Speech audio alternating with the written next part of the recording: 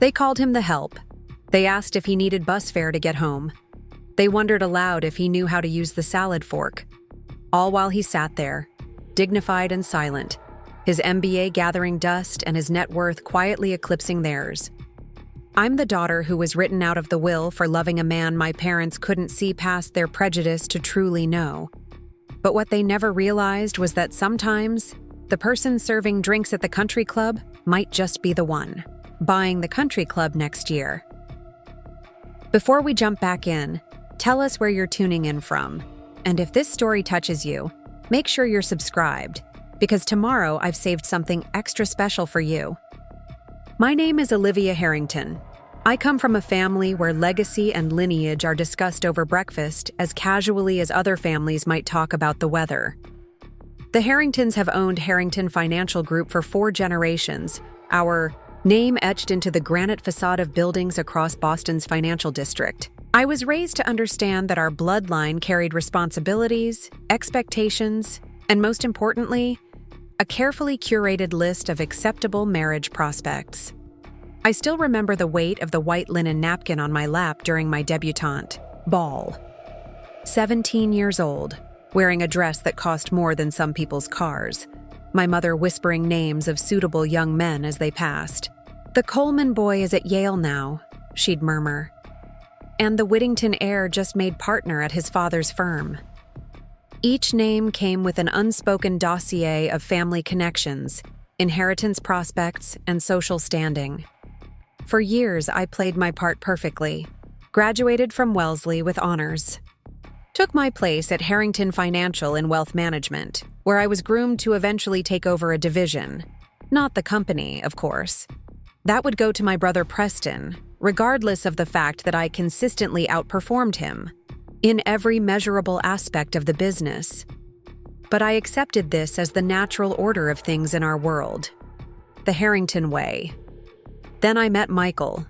It wasn't at a charity gala or a regatta or any of the carefully orchestrated social events where suitable matches were meant to be found. It was at a corner cafe near our Boston office, where I ducked in to escape an unexpected April downpour. The place was packed, every table filled with rain-soaked professionals seeking refuge. I stood dripping near the door, my designer blazer doing little to protect me from the elements. "You can share my table if you'd like." I turned to find a man gesturing to the empty chair across from him. Dark hair, warm eyes, an expression of genuine amusement at my bedraggled state. Nothing about him screamed wealth or status. His watch wasn't a Rolex. His suit wasn't bespoke. But something in his easy confidence caught my attention. "Unless you're waiting for someone else to rescue you," he added with a smile that reached his eyes. I sat down. "Olivia," I said, extending my hand. "Michael," he replied, his grip firm and warm. "I'd say it's nice to meet you, but you look like you're having a pretty terrible day." I surprised myself by laughing. The forecast promised sunshine. "And you trusted it? In Boston? In April?" He shook his head in mock disapproval. "You must not be from around here." "Born and raised, actually," I replied, shaking raindrops from my sleeve. Just eternally optimistic. We talked for an hour. About the unpredictable New England weather. About the book he was reading.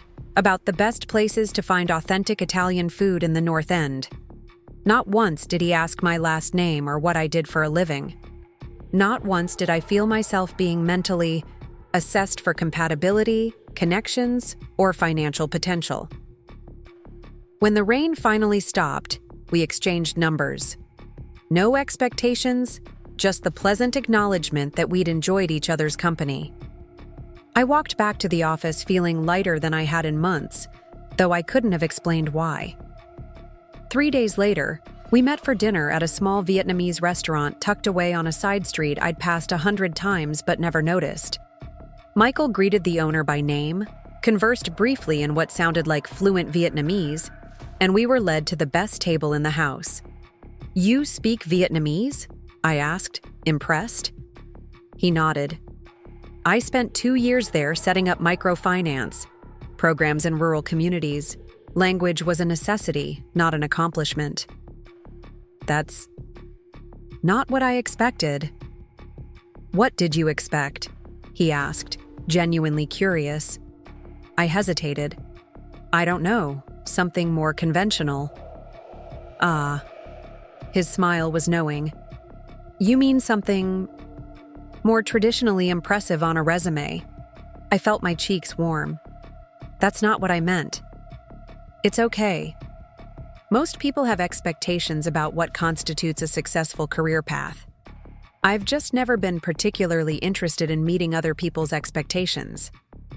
Something about the way he said it, without bitterness or defensiveness, struck me. How long had it been since I'd made a decision purely because I wanted to, not because it was expected? Over steaming bowls of po, I learned that Michael had graduated from Cornell, spent 3 years in international development, then returned to Boston to work for a nonprofit focused on financial literacy in underserved communities. He spoke 3 languages, had traveled to 27 countries, and could make the perfect espresso, a skill he'd learned during a summer in Italy. When he asked about me, I found myself downplaying the Harrington connection, saying only that I worked in finance. He didn't press for details, and I was grateful. For one evening, I wanted to be just Olivia, not a Harrington heiress with a predetermined future. We began seeing each other regularly. Michael showed me a Boston I'd never known existed despite living there my entire life. Hidden gardens in the midst of urban sprawl, community art projects transforming forgotten neighborhoods, a rooftop greenhouse where former inmates grew organic produce while rebuilding their lives. Michael knew everyone, from the elderly Vietnamese couple who ran the corner store to the graffiti artists creating murals under city commissions. Each introduction came with a story, a connection that went beyond superficial networking. For 3 months, our worlds remained separate. I never invited him to the society functions that filled my calendar. He never asked to join me for the obligatory family dinners at my parents' Beacon Hill home. We existed in a beautiful bubble of our own making, and I convinced myself it could stay that way indefinitely. Then came my cousin Abigail's wedding. The invitation had been on my refrigerator for months. Abigail Harrington marrying Charles Wellington IV at the Somerset Club, with a reception to follow at the Harrington estate. 600 guests, 14 bridesmaids, me among them. Coverage in the society pages guaranteed. A Harrington-Wellington union had been the subject of family fantasy for decades. You should bring someone, my mother said during our weekly lunch. She wore her subtle manipulation like she wore her pearls. So familiar she probably didn't even notice its weight anymore. Preston is bringing Victoria from the Caldwell family. They're making such a handsome match. I took a careful sip of water. Actually, I have been seeing someone. My mother's eyebrows rose with interest. Oh, anyone I know? I don't think so. Preparing and narrating this story took us a lot of time, so if you are enjoying it, subscribe to our channel. It means a lot to us. Now back to the story. His name is Michael Reyes. Her forehead creased slightly. Reyes? Is that... He's half Filipino, half Spanish, I said, watching her expression carefully. I see. Her voice cooled several degrees. And what does he do? He works in finance, I said, which wasn't entirely untrue.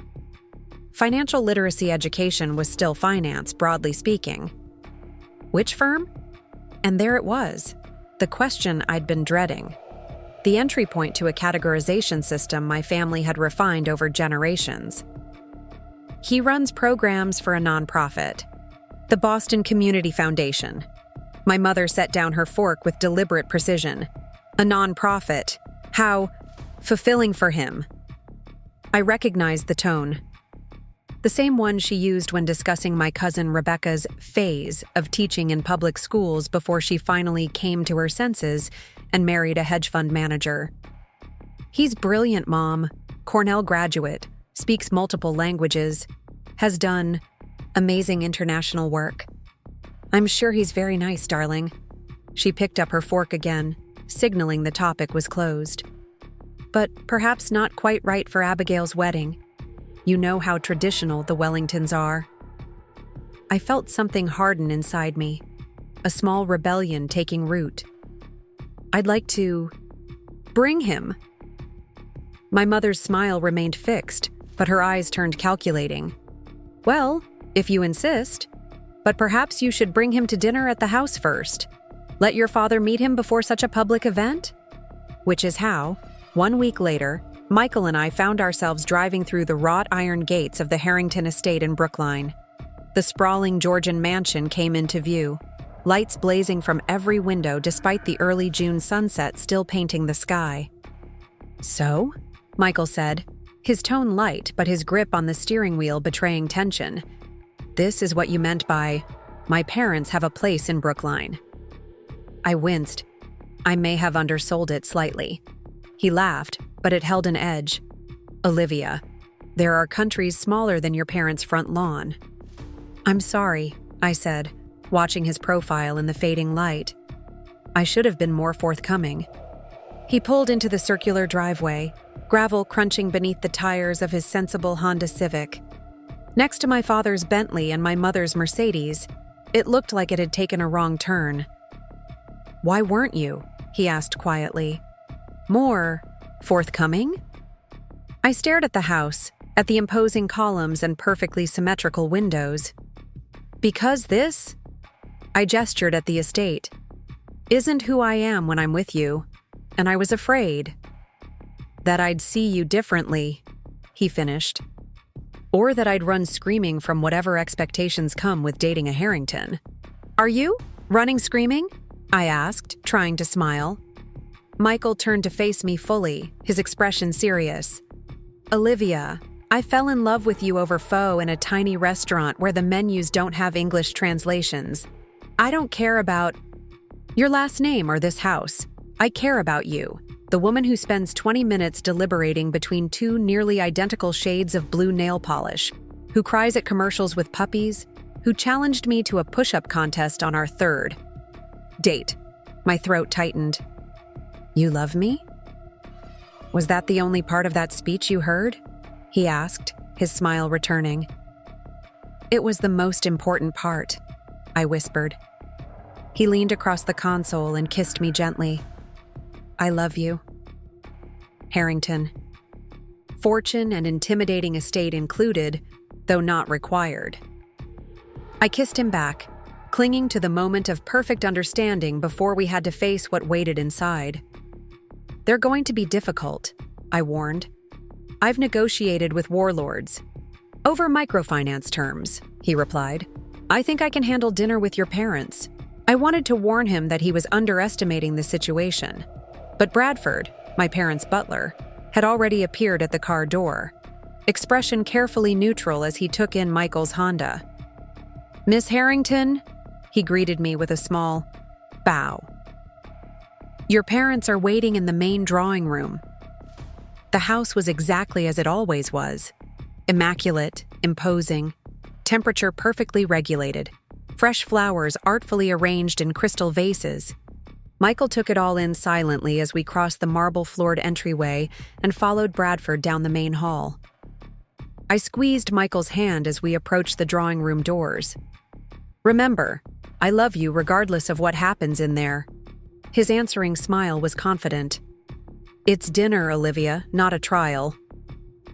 Oh, how wrong he was. My parents stood as we entered, my father near the fireplace, tumbler of scotch in hand, my mother perched on the edge of an antique settee, her posture impeccable as always. Preston lounged in an armchair, scrolling through his phone with practiced disinterest. Mother, father, I said, my voice steadier than I felt. This is Michael Reyes. Michael stepped forward, hand extended. Mr. and Mrs. Harrington, thank you for having me. Your home is extraordinary. My father took his hand with the briefest of shakes. Howard Harrington, he said, his assessment swift and dismissive. I recognized that look, the same one he gave to pitches he intended to reject. My mother's greeting was all Southern charm layered over Boston frost. "Mr. Reyes, how lovely to meet you. Do call me Eleanor." "Preston," my brother finally looked up from his phone, nodding without rising. Michael took it all in stride, accepting the scotch my father reluctantly offered, and complimenting my mother on a rather forgettable painting she'd recently acquired. "Tell us, Mr. Reyes," my father began once we were all seated. "Olivia mentions you work in nonprofit." The slight pause spoke volumes. "That's right," Michael replied easily. "I'm the director of financial empowerment programs at the Boston Community Foundation." "How fascinating," my mother said, in a tone that suggested it was anything but. "And is that fulfilling?" "Extremely. We've helped over 5,000 families in the greater Boston area achieve financial stability in the past 3 years." "Admirable," my father said, "though I imagine the compensation is rather modest compared to the private sector." I tensed, but Michael just smiled. "The compensation package is competitive, but you're right that I could make more elsewhere. I've found there are different ways to measure returns on investment." My father's eyebrows rose slightly. "Indeed? And where did you say you went to school?" "Cornell for undergrad, then a master's in international development at Georgetown." A slight improvement in my father's estimation, I could tell, but not enough. "The Ivy League isn't what it used to be," Preston interjected, finally engaging. "Standards have slipped." "Preston," I warned, but Michael placed a calming hand on my arm. "Every institution evolves," Michael replied smoothly. "Though I find character is built more through experience than education. My time working in Southeast Asia taught me more than any classroom." "Southeast Asia," my mother repeated as if he'd said the moon. "How?" "Adventurous." The conversation continued in this vein through cocktails and into dinner, every question designed to highlight the gulf between Michael's world and ours. His background, middle class, father an engineer, mother a teacher. His ambitions, expanding financial literacy programs nationally.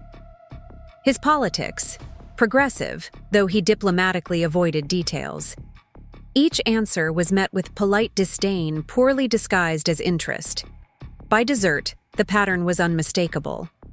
Michael would never pass their assessment, not because of any failing on his part, but because he represented a world my parents had spent generations insulating themselves from. One where value wasn't measured in trust funds and family names. As coffee was served, my father cleared his throat.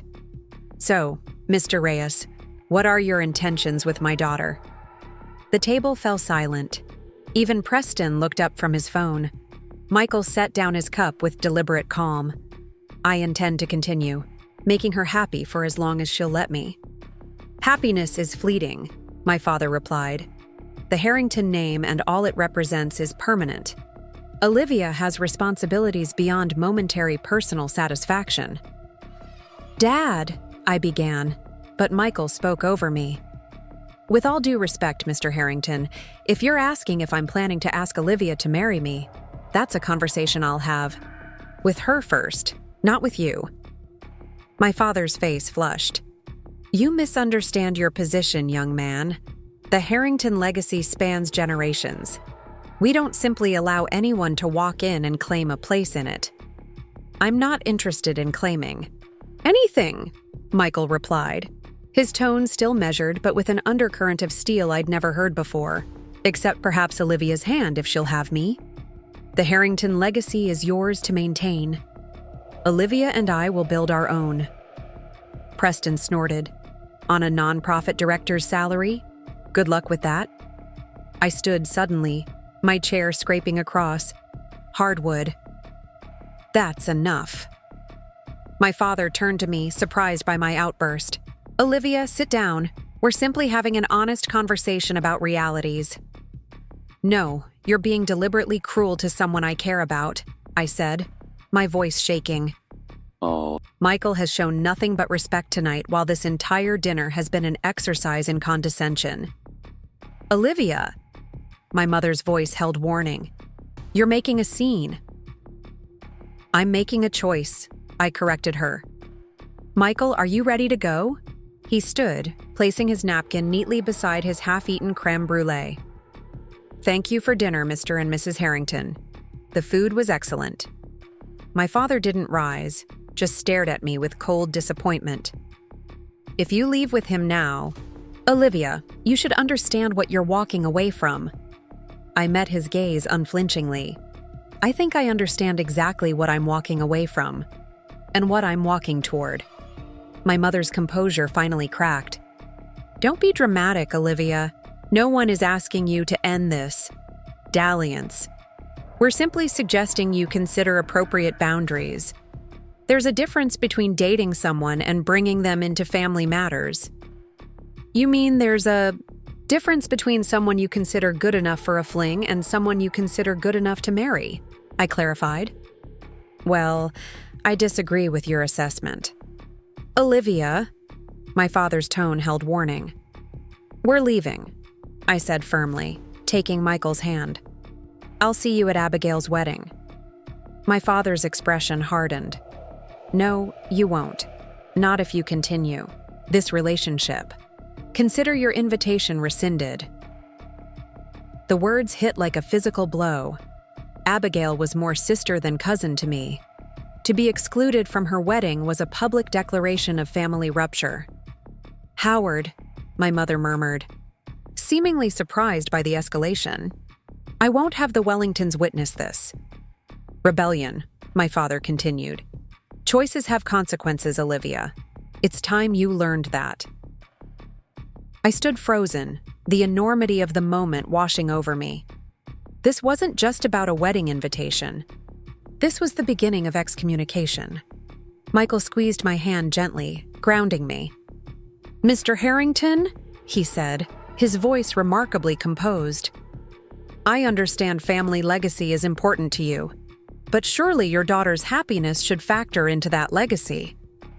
"You know nothing about our family," my father dismissed him. "Nothing about what we've built or protected over generations." "I know, Olivia," Michael replied simply, "and that seems like the most valuable thing your family has produced." We left without another word, walking out into the warm June evening. Neither of us spoke until we were through the gates and back on the main road, the estate disappearing behind us. "I'm so sorry," I finally whispered. Michael glanced at me. "For what? You were magnificent in there. For putting you through that, for not warning you, for my father's ultimatum." He pulled the car over to the side of the road and turned to face me fully. "Olivia, listen to me. What happened in there is not your fault. Your parents made their choice and you made yours. I'm honored that you chose me. But Abigail's wedding, my family, will either come around or won't," he finished gently. "But either way, you haven't lost the capacity to build a family of your own. One based on love and mutual respect, rather than pedigree." I looked at him through tears I hadn't realized were falling. "When did you get so wise?" "Somewhere between negotiating with warlords and surviving dinner with Howard Harrington," he replied with a smile. "Though honestly, the warlords were more reasonable." Despite everything, I laughed. "What happens now?" "Now," he said, taking my hand, "we go home.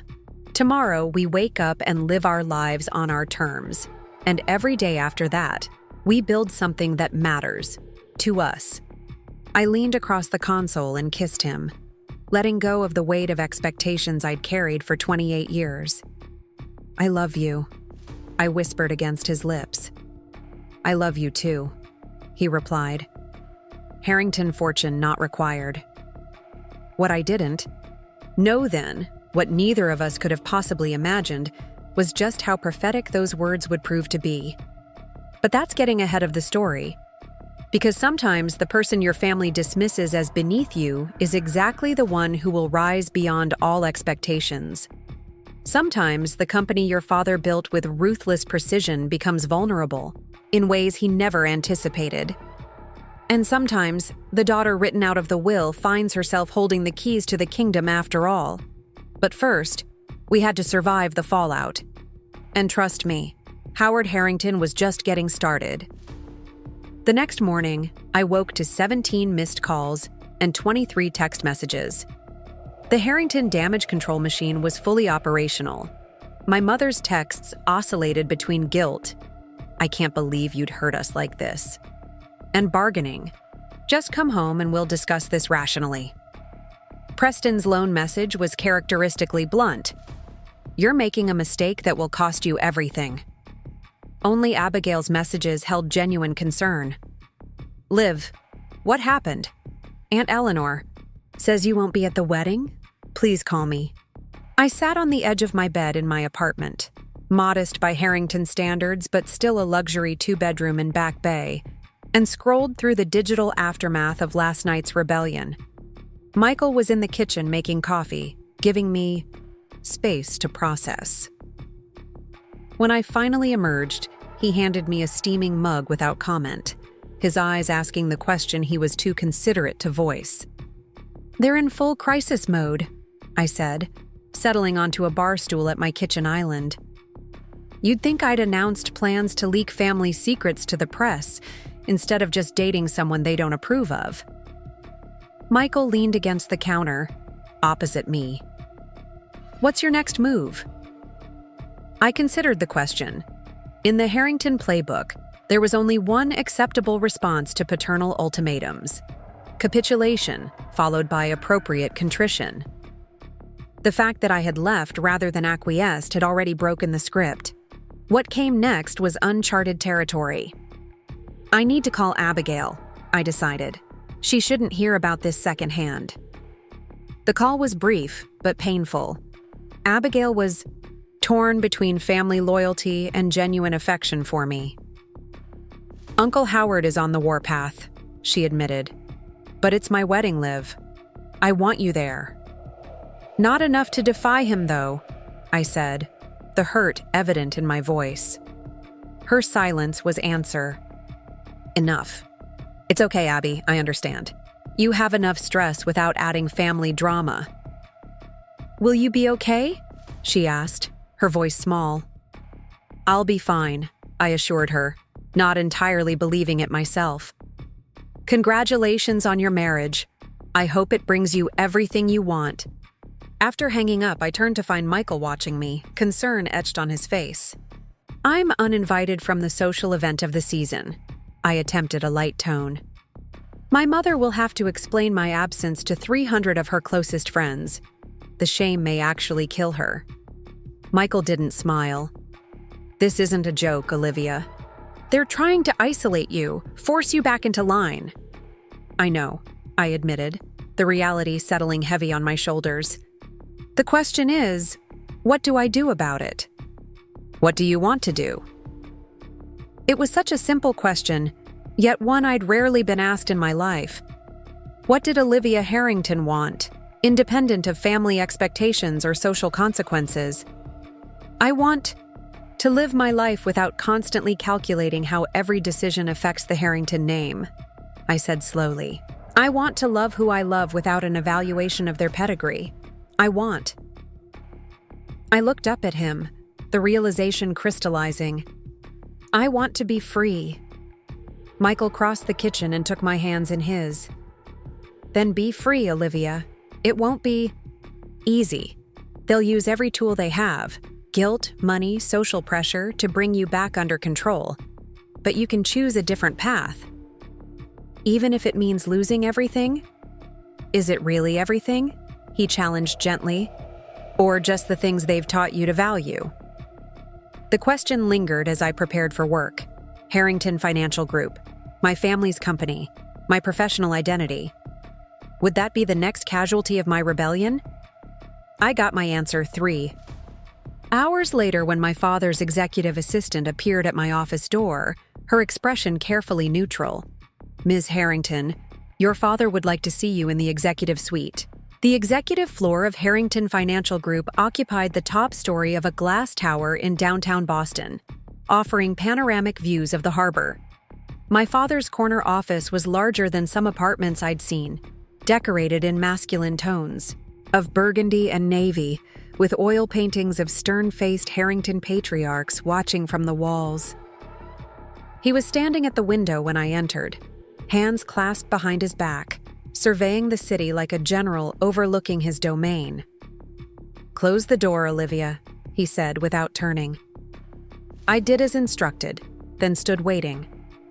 This, too, was part of the power dynamic, making me stand while he composed his thoughts, establishing his control over the interaction. "I've given considerable thought to last night's incident," he finally said, turning to face me. "I believe we can move past it, provided certain understandings are reached." "Understandings," I repeated. He gestured to the chair opposite his desk. "Sit." I remained standing, a small act of defiance, but his narrowed eyes registered it immediately. "You've made your point, Olivia. This rebellious phase has been noted. Now it's time to consider your future." "My future is exactly what I'm considering, Dad." He sighed, a practiced sound of paternal disappointment. "You were raised with certain expectations." "That's the problem," I cut in. "I was raised with expectations, not choices." His jaw tightened. The Harrington name opens doors that remain firmly closed to most people. That privilege comes with responsibilities. Like marrying someone you approve of? Like recognizing that your choices affect more than just yourself, he countered. "This company employs over 2,000 people. Our family foundation supports dozens of charitable initiatives. The Harrington legacy is bigger than any one person's." Infatuation. The diminishment of my relationship with Michael to a mere infatuation stung, but I kept my expression neutral. "So, what are you saying?" My father moved to his desk, seating himself in the leather chair that had been custom-made for him. "I'm offering you a choice." I almost laughed. "A choice between, what? Ending my relationship with Michael? Or being cut off? Between temporary infatuation and permanent legacy?" he corrected. "End this inappropriate relationship. And not only will your invitation to Abigail's wedding be reinstated, but I'll accelerate your promotion to Vice President of Client Relations. Your own division, considerable autonomy." The offer was significant. The VP position had been dangled as a possibility, someday, always just out of reach despite my qualifications. Now it was being offered explicitly, a golden carrot to a company, the stick of family exclusion. "And if I choose Michael?" My father's expression hardened. "Then you choose to step away from Harrington Financial Group, effective immediately. Your trust fund will be frozen pending review by the family trustees. Your membership at the club will be revoked. Your invitation to all family events will be withdrawn until you demonstrate better judgment." The comprehensiveness of the threat took my breath away. Not just family estrangement, but professional exile and financial punishment. "You'd fire your own daughter over who she dates?" "I'd expect my daughter to understand that actions have consequences," he replied evenly. "You're nearly 30, Olivia. It's time to put aside childish rebellion and accept your responsibilities." I stood very still, absorbing the ultimatum. Every fiber of my Harrington upbringing urged capitulation. The path of least resistance. End. Things with Michael, accept the promotion, return to the fold. The alternative was terrifying in its uncertainty. No job, potentially no money, no family support. "I'll need time to think," I said finally. "You have until the close of business tomorrow," my father replied, already turning his attention to papers on his desk. "I trust you'll make the sensible choice." I left his office on unsteady legs, the magnitude of the decision pressing on me like a physical weight. By the time I reached my own office, my hands were shaking. I closed the door, sank into my chair, and did something I hadn't done since boarding school. I put my head down on my desk and cried. 20 minutes later, composed but hollow, I began methodically sorting through my personal items. Photos, awards, the small ceramic bowl my assistant had given me last Christmas, all went into a cardboard box I'd retrieved from the supply closet. I wasn't sure what choice I would make, but preparing for the worst felt like the only action available to me. As I worked, I thought about the Harrington empire my father wielded so confidently. Founded by my great-grandfather during the financial boom of the 1920s, Harrington Financial Group had weathered the Depression, 2 world wars, and countless recessions to emerge as one of Boston's premier financial management firms. Old money. Managing even older money, that was the Harrington specialty. But the world was changing. Digital disruption, fintech innovations, and shifting demographic trends had begun to erode the competitive advantage of traditional firms like HFG. My proposals for modernization had been repeatedly shelved by the executive committee as premature or unnecessary risks. I opened my laptop and began downloading certain files. My client analyses, market research I'd conducted independently, strategy proposals that had been dismissed. Nothing proprietary or confidential, just my own work product. If I was going to be forced out, I wanted evidence of the contributions I'd made. A knock at my door interrupted the process. I closed my laptop quickly as my assistant poked her head in. "Mr. Preston Harrington is here to see you," she said, her voice carefully neutral, though her eyes registered concern at the half-packed box on my desk. Preston strolled in without waiting for my response, his expression a mixture of smugness and affected concern. At 34, my brother was the golden child of the Harrington dynasty, Harvard Business School, captain of the sailing team, married to the daughter of a Massachusetts state senator.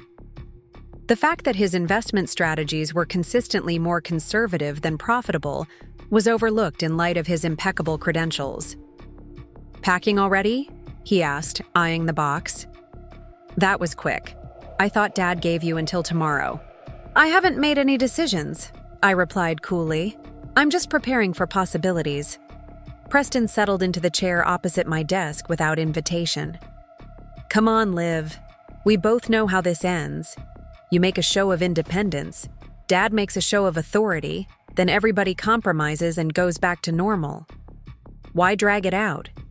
"Maybe because this time is different," I suggested. "Maybe I'm actually serious about Michael." Preston's expression shifted to genuine bewilderment. "The nonprofit guy?" "Olivia, be realistic. He's a phase, not a future. What could he possibly offer you that would compensate for everything you'd be giving up?" "Respect," I said simply. "Genuine affection, not contingent on my adherence to a family script. The freedom to make my own choices." "Very poetic," Preston scoffed. "Let me know how much respect and freedom are worth when you're frozen out of your trust fund and living on his nonprofit salary." A flicker of doubt crept in despite my resolve. The financial reality was stark. Without my Harrington connections and income, my lifestyle would change dramatically. Could my relationship with Michael survive that kind of stress? Was I romanticizing a connection that would wither under real-world pressures? "I didn't come to argue," Preston continued, his tone softening in a way that immediately put me on guard. Preston was never kind without an agenda. "I'm here to offer a compromise. I'm listening. Keep dating this guy if you must, but keep it private. Don't bring him to family functions. Don't flaunt it at social events. In return, you keep your job, your trust fund stays active, and in a few months when the infatuation fades, everything goes back to normal with minimal damage." I stared at my brother, genuinely stunned by the suggestion. "You want me to hide my relationship like it's something shameful?" "I want you to be practical," Preston countered. "Dad is serious this time, Olivia. The board meeting yesterday was tense. There's talk of restructuring your entire department if you leave." That caught my attention. What do you mean, restructuring? Preston examined his manicured nails with deliberate casualness. Some of the old guard feel your client group, the younger tech entrepreneurs, the new money, isn't aligned with Harrington's core identity. Without you here to advocate for them, that division might be deprioritized. The implication was clear.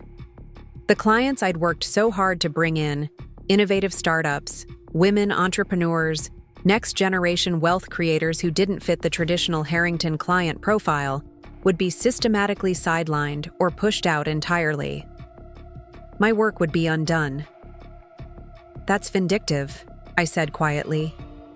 That's business, Preston corrected. Dad's view is that if you choose to leave, you were never committed to those clients in the first place.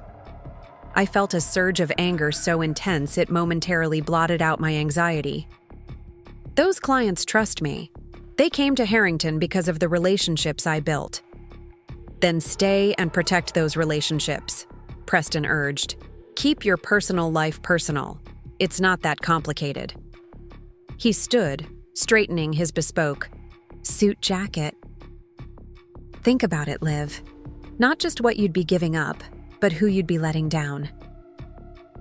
After he left, I sat motionless, his words echoing. The stakes had just been raised exponentially. This wasn't just about my future anymore, but the futures of clients who had trusted me with their financial well-being. By 5 p.m., my decision was made. I finished packing my personal items, shut down my computer, and walked out of Harrington Financial Group without looking back. Michael was waiting at my apartment, a bottle of wine already open on the counter. One look at my face and the box in my arms told him everything. You chose, he said simply. I set the box down and walked into his arms, breathing in the familiar scent of his cologne. I chose myself, I whispered against his shoulder, and by extension, you. Later, curled on my sofa with glasses of Cabernet, I explained the full extent of my father's ultimatum and Preston's manipulative compromise. They're not just threatening to cut me off financially, I concluded. They're threatening to punish my clients, people who have nothing to do with this personal vendetta. Michael listened intently, his expression growing more troubled with each detail. That crosses a line from family drama to potentially unethical business practices, he said finally. Using client relationships as leverage in a personal dispute violates fiduciary responsibility. I hadn't considered that angle. My focus had been on the emotional betrayal, not the professional implications. I should warn my clients, I realized. Give them a chance to move their accounts before anything happens. That could create legal issues, Michael cautioned. Non-solicitation agreements, confidentiality concerns. So I just abandoned them to my father's retribution? Michael was quiet for a moment, thinking. There might be another approach, something that protects both you and your clients without crossing legal boundaries. I'm listening. What if, he said carefully, instead of warning them individually, you created a new option for them? A place where they could receive the same quality of service without the Harrington baggage? I stared at him. You mean start my own firm? Michael, that's ambitious? Absolutely. Impossible? Not at all. His eyes held a spark of excitement I hadn't seen before. You know the industry inside and out. You have relationships with these clients based on trust and results, not just the Harrington name. And you understand what younger, more innovative investors want from their financial advisors. The idea was simultaneously terrifying and exhilarating. I'd need startup capital, office space, licensing, compliance frameworks. All solvable problems, Michael insisted. The Boston Community Foundation has an incubator program for financial service startups focused on inclusive practices. We provide initial workspace, mentorship, even some seed funding for promising ventures. You think I qualify as a promising venture? I asked, half joking, half serious. Michael's expression turned earnest. Olivia, I've watched you fight for clients your family's firm would have rejected outright.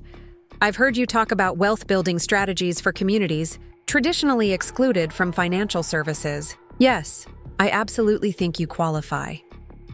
The wine forgotten, we spent the next 3 hours outlining a business plan on my kitchen counter.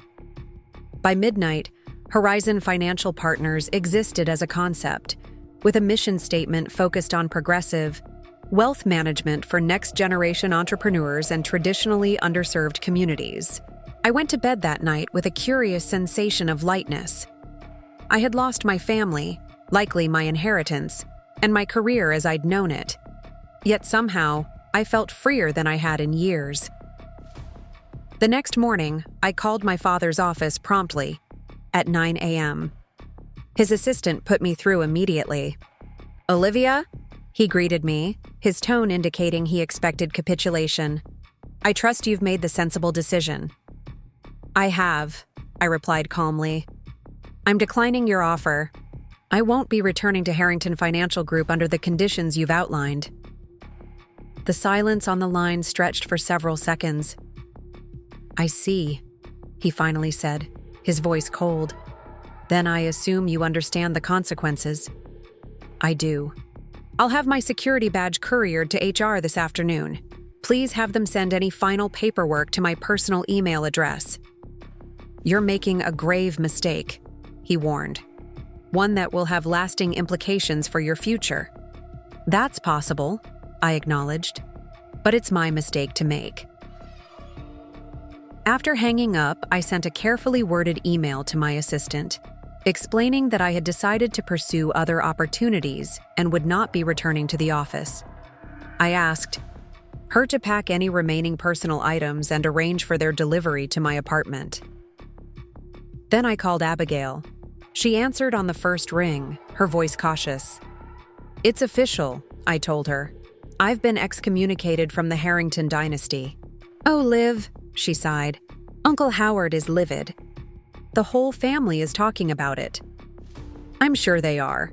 Listen, I don't want to put you in an awkward position with your wedding. I understand why I can't be there. It's not fair, she said, a hint of rebellion in her tone. It's my wedding.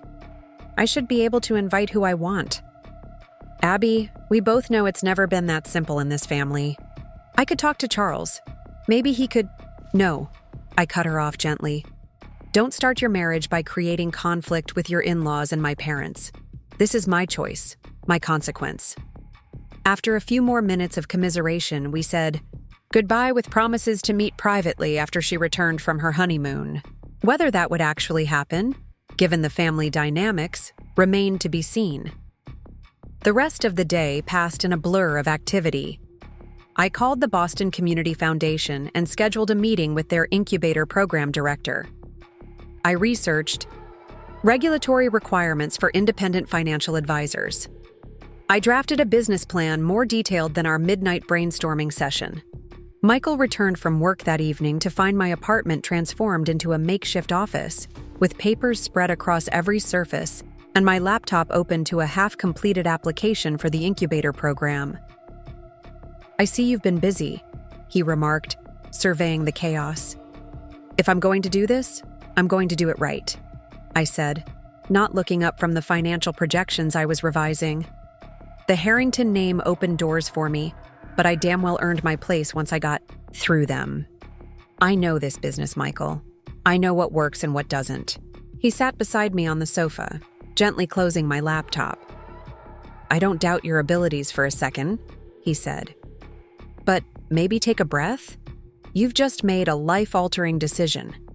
It's okay to process that before launching immediately into the next phase. I started to protest, then realized he was right. I'd been running on adrenaline and determination all day, not allowing myself to feel the full weight of what had happened. I just don't want to lose momentum, I admitted. If I slow down, I might start second-guessing everything. Or you might gain clarity, he suggested. Either way, one night of rest won't derail your plans. He ordered takeout from my favorite Thai restaurant, opened another bottle of wine, and insisted we watch a mindless comedy on Netflix. By the time we went to bed, some of the frenetic energy had dissipated, replaced by a quieter, more grounded resolve. The next 2 weeks unfolded in a surprisingly structured way. Each morning, I worked on my business plan and applications. Afternoons were spent in meetings, with the incubator program, with a small business attorney Michael recommended, with a former colleague who had successfully launched her own boutique investment firm. I was methodically laying the groundwork for my new venture when the news broke.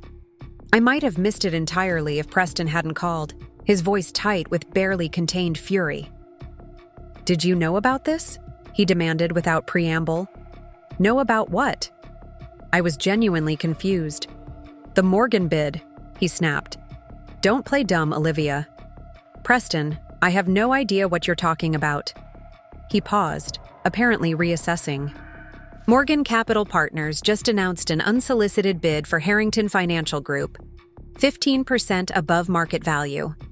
The timing seems suspiciously convenient given your dramatic exit. My mind raced. Morgan Capital Partners was an aggressive, private equity firm known for targeting traditional companies ripe for disruption, their euphemism for radical restructuring and modernization. "I have nothing to do with Morgan Capital," I assured him, still processing the implications. "This is the first I'm hearing of it." "Dad doesn't believe in coincidences," Preston said, his tone accusing. 2 weeks after you storm out, our company faces a hostile takeover attempt. He thinks you're feeding them inside information." "That's ridiculous," I protested, "and potentially slanderous. I've done nothing unethical or illegal." Preston's laugh was bitter. "Ethics? You abandoned your family legacy the moment it became inconvenient. Why would ethics suddenly matter now?" After hanging up, I immediately searched for news about the Morgan bid. The financial press was already dissecting the offer, with most analysts viewing it as opportunistic but potentially appealing to shareholders, frustrated by Harrington's conservative growth in a bullish market. One article particularly caught my attention. Morgan Capital Partners CEO Simon Morgan cited untapped potential and resistance to necessary modernization as key factors in the firm's interest in Harrington Financial Group. Sources close. To Morgan suggests the firm has been monitoring Harrington for over a year, waiting for the right moment to make their move. I was still reading when Michael called. "Have you seen the news?" he asked without preamble. "Just now. Preston called to accuse me of corporate espionage." Michael's sigh was heavy with concern. "This complicates things." "That's an understatement. My father already thinks I betrayed the family by choosing you. Now he'll convince himself I'm actively working to destroy his company." "We need to be careful," Michael warned. "If your father truly believes you're involved, he might take legal action, regardless of whether there's any evidence." The warning proved prescient. 3 days later, I received a certified letter from Harrington Financial Group's attorneys, demanding I cease and desist all communication with Morgan Capital Partners and threatening litigation for any misappropriation of confidential information or violation of fiduciary duty. I forwarded the letter to the attorney I'd retained, who assured me it was largely intimidation tactics without substantive legal merit, but advised documenting everything and maintaining absolute propriety in all my professional activities. The Morgan bid dominated financial news for the next week. Harrington's stock price fluctuated wildly as analysts debated the likelihood of a successful takeover. My father issued a stern statement rejecting the offer as opportunistic and undervalued, vowing to fight any hostile acquisition attempt. I watched from the sidelines, torn between lingering loyalty to my family legacy and the realization that Morgan's assessment of Harrington's resistance to modernization aligned perfectly with my own frustrated efforts to evolve the firm. 2 weeks into the drama, as I was finalizing my application to the incubator program, Michael came home with an unexpected suggestion. "What if we countered Morgan's offer?" he asked, his tone casual but his expression intense. I laughed, assuming he was joking. With what? My frozen trust fund and your nonprofit salary? He didn't smile. With Atlas Ventures. I frowned, unfamiliar with the name. What's Atlas Ventures? Michael set his laptop on the kitchen counter and opened it, revealing a sleek corporate website. It's an investment group I established 5 years ago, initially to manage my automotive restoration business, but it's expanded since then. I stared at him, uncomprehending. You're... what? Michael, you run programs at a nonprofit foundation. That's my day job, yes, he agreed, but it's not my only professional engagement.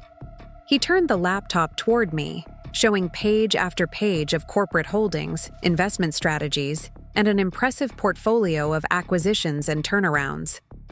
Atlas Ventures specialized in revitalizing traditional businesses through modernization, technological integration, and expanded market access. I don't understand, I said, struggling to reconcile this information with my understanding of Michael's career. You never mentioned any of this. You never asked about my finances beyond what I told you, he pointed out gently. You assumed, based on my work at the foundation, that I was exclusively in the nonprofit sector. But this is... I gestured at the screen, at revenue figures that made my eyes widen. This is substantial. It started with one failing garage, Michael explained. The owner was retiring, the business was undervalued but had good fundamentals. I took a risk, bought it, modernized operations, and expanded services. The profits from that went into the next acquisition, and then the next. I tried to process what he was telling me.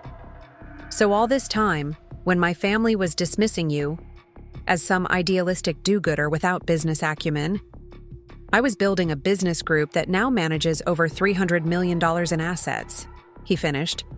The irony wasn't lost on me. Why didn't you tell them? Tell me. Michael's expression turned thoughtful. I learned early in life that people treat you differently when they know you have money. I wanted to be sure that when I found someone to share my life with, they would choose me for who I am, not what I own. The parallels to my own situation were striking. While I had been trying to escape the shadow of the Harrington name, Michael had been quietly building his empire without, leveraging his success for social advantage. As for telling your family, he continued, would it have mattered? Would your father have respected me more if he knew I was wealthy? Or would he have simply found some other reason I wasn't good enough for his daughter? The question hung in the air, both of us knowing the answer. My father's objections had never really been about Michael's perceived financial status. They were about control, about maintaining the Harrington legacy exactly as he envisioned it. So you're suggesting, I said slowly, that Atlas Ventures could make a competing bid for Harrington Financial Group? It's worth considering, Michael replied. Morgan Capital's reputation for slash-and-burn restructuring is well earned. If they acquire Harrington, most of the current staff would likely be cut, client relationships disrupted, the company's identity fundamentally altered. And Atlas would do things differently? We would, Michael confirmed. Our approach focuses on evolution, not revolution. Maintaining core strengths while addressing competitive weaknesses. It could be a way to preserve the best parts of your family's legacy while creating space for the changes the company needs. I moved away from the counter, needing physical distance to process what he was proposing. My father would see this as the ultimate betrayal, I said. His daughter's boyfriend buying his company out from under him. Possibly, Michael acknowledged. Or he might eventually see it as salvation from a worse fate. Morgan would dismantle Harrington. Atlas would transform it. I paced the length of my living room, mind racing. Even if it makes business sense, the optics are problematic. It would look like revenge. Only if that's our motivation, Michael countered. But what if our motivation is preservation? What if we're trying to save something valuable from destruction? I stopped pacing and turned to face him. Are we? Or are we just telling ourselves that to justify taking control? Michael closed his laptop and came to stand before me, his expression earnest. Olivia, I have no interest in Harrington Financial Group beyond its connection to you. If you tell me to stay completely out of this situation, I will. But if you believe there's something there worth saving, something that matters to you beyond your father's approval, then Atlas Ventures could be a better alternative than Morgan Capital. I thought about my clients, the relationships I'd built, the innovations I'd tried to implement against resistance. I thought about the company's charitable foundation, the educational initiatives it funded, the community development work that happened quietly alongside the profit-making. I need time to think, I said finally. This isn't a decision I can make tonight. Michael nodded. Of course. There's no rush. Morgan's initial offer will take weeks to play out. That night, sleep eluded me. The Harrington Empire had always been both my birthright and my burden. Even as I'd pushed against its limitations, some part of me had remained defined by it. Could I really participate in its transformation under new ownership? Could I separate my personal feelings about my father from my professional assessment of the company's future? By morning, I had no clear answers, just a profound sense that whatever happened next would permanently alter my relationship with my family, for better or worse. That afternoon, I received an unexpected call from a number I didn't recognize.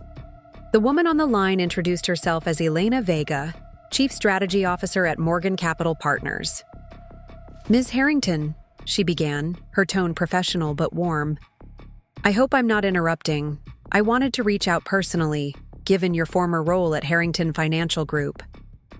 I'm listening, I replied cautiously. We've been admirers of your work at HFG for some time. Your client acquisition strategies with next-generation wealth creators were particularly impressive, especially given the company's traditional orientation. The praise was unexpected, as was the revelation that Morgan had been tracking my work specifically. Thank you, but I'm no longer with Harrington, I reminded her. Precisely why I'm calling, she continued smoothly. We believe our vision for transforming HFG aligns with many of the initiatives you championed there. We'd like to discuss the possibility of your involvement post-acquisition. The offer took me by surprise. You want to hire me? We want to partner with you, she clarified. In a senior leadership capacity, your insider knowledge of Harrington's operations combined with your progressive vision for wealth management would be invaluable during the transition and beyond. I chose my next words carefully. Ms. Vega, while I appreciate the vote of confidence, there are obvious concerns about conflicts of interest, given my family connection. We anticipated those concerns, she replied.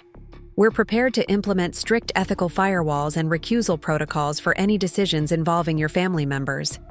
Our legal team can provide detailed proposals addressing these issues. The conversation continued for another 20 minutes, with Elena outlining Morgan's vision for Harrington's transformation and the role I might play. By the time we disconnected, I had agreed to a confidential meeting the following week to discuss specifics. When Michael returned that evening, I shared the details of Morgan's overture. His expression remained carefully neutral as I explained the potential role they were offering me. It's an interesting proposition, he said when I finished. Senior leadership at one of the most aggressive private equity firms in the country. That's quite a vote of confidence in your abilities. But, I prompted, sensing his reservation, but Morgan's reputation for ruthless efficiency is well earned. The changes they typically implement come at a significant human cost. Layoffs, benefits reductions, culture overhauls. Are you prepared to be the face of those changes at your family's company? The question hit a nerve. I had initiated change at Harrington, pushed for modernization, challenged outdated practices, but always with an eye toward evolution, not revolution. Morgan's approach would be far more drastic. I don't know, I admitted. Part of me wants to be involved to mitigate the damage, to protect what's worth saving. But another part worries I'd just be providing cover for decisions I don't fully support. Michael nodded thoughtfully. That's a legitimate concern. Corporate transformations often use familiar faces to soften the blow of painful changes. So you think I should decline? I think, he said carefully, that you should consider all your options before making any commitments. The next morning, those options expanded unexpectedly. I was reviewing financial regulations for my incubator application when my phone rang again, this time displaying my cousin Abigail's name. "Liv," she said without preamble, "things are crazy here. Have you heard?" "Heard what?" "Uncle Howard collapsed during the board meeting this morning. They've taken him to Mass General." The hospital corridor seemed to stretch endlessly, its sterile white walls and antiseptic smell a stark contrast to the opulent environments the Harringtons typically occupied. I hurried toward the private wing where my father had been admitted, my mind racing with contradictory emotions, concern for his health warring with lingering hurt from his rejection. Outside his room, my mother sat rigidly in a plush visitor's chair, her Hermes scarf arranged just so despite the circumstances. Preston paced nearby, speaking urgently into his phone. Both looked up as I approached, their expressions a complex mixture of relief and wariness. "Olivia," my mother acknowledged, rising to her feet. "You came." "Of course I came," I replied, unsure whether to embrace her or maintain distance. We settled for an awkward half-hug, neither fully committing. "How is he?" Preston ended his call and turned to me. "Stable, mild heart attack. The doctors say he'll recover fully with rest and medication." "What happened?" "The board meeting about the Morgan offer," Preston explained, lowering his voice. "Dad was presenting our strategy to fight the takeover when he just clutched his chest and collapsed. The stress of this situation." He broke off, the unspoken accusation hanging between us. I refused to accept the implied blame. Dad has been working 80-hour weeks for decades, living on scotch and steak dinners. This was a long time coming. "Nevertheless," my mother interjected, "the timing is unfortunate. With your father incapacitated, the board is increasingly nervous about Morgan's aggressive moves." A doctor emerged from my father's room, nodding politely to our group. "Mrs. Harrington, your husband is asking for you and your son." My mother smoothed her already perfect hair and gestured to me. "Our daughter as well." The doctor glanced at his chart. Mr. Harrington was specific, just his wife and son at this time. The deliberate exclusion stung more than I expected. Even from a hospital bed, Howard Harrington maintained his control, his punishments precise and calculated. My mother at least had the grace to look embarrassed. "I'm sure he'll want to see you once he's a bit stronger, Olivia." I stepped back, forcing a neutral expression. "Of course, I understand. I'll wait out here." They disappeared into the room, leaving me alone in the corridor. I sank into the chair my mother had vacated, suddenly exhausted by the emotional whiplash of the day. Part of me wanted to leave immediately. Why stay where I wasn't wanted? But something kept me rooted to the spot. Perhaps some lingering sense of familial duty, or maybe just morbid curiosity about what would happen next in the Harrington dynasty drama. 20 minutes later, Preston emerged alone, his expression tense. "He's asking for you," he said without preamble. Surprised, I stood. I thought he didn't want to see me. Apparently, he changed his mind. Preston's tone was clipped. "Don't upset him, Olivia. The doctors were very clear about keeping his stress levels down." I entered the room cautiously. My father looked diminished against the white hospital linens, his usual commanding presence undermined by a hospital gown and monitoring equipment. My mother sat beside him, her hand resting lightly on his arm. "Olivia," he acknowledged, his voice weaker than I'd ever heard it. "Sit." I took the chair on the opposite side of the bed, maintaining a careful distance. "How are you feeling?" He waved away the question irritably. "Well enough to discuss what matters. Preston tells me Morgan Capital has approached you directly. No preamble, no pleasantries. Straight to business, even now. I shouldn't have been surprised." "Yes," I confirmed. "They called yesterday. How? Did Preston know?" "Elena Vega is not known for discretion," my father replied. "She mentioned the overture to our CFO, presumably to increase pressure on the board." I felt a flash of annoyance at being used as a negotiating tactic. "I haven't agreed to anything, but you're considering it." Not a question, but an accusation. "I'm exploring my options," I replied evenly. "As you made it clear, I no longer have a place at Harrington Financial." He studied me with shrewd eyes that belied his physical weakness. "You would help dismantle your family's legacy out of spite?" "Not out of spite," I corrected. "And Morgan doesn't want to dismantle Harrington. They see value in modernizing and expanding its reach. They see profit in stripping it for parts," he countered. "Don't be naive, Olivia. Morgan Capital has no interest in preservation." My mother squeezed his arm gently. "Howard, your blood? Pressure." He ignored her. "You've made your feelings about our family values clear, but this company supports thousands of employees, many of whom have been loyal for decades. Would you sacrifice them for your personal vendetta?" The accusation was unfair but effective, targeting my genuine concern for the firm's staff. "That's not my intention." "Intentions mean nothing compared to results," he replied, a lifetime mantra of his. "If you align yourself with Morgan, you become complicit in whatever follows."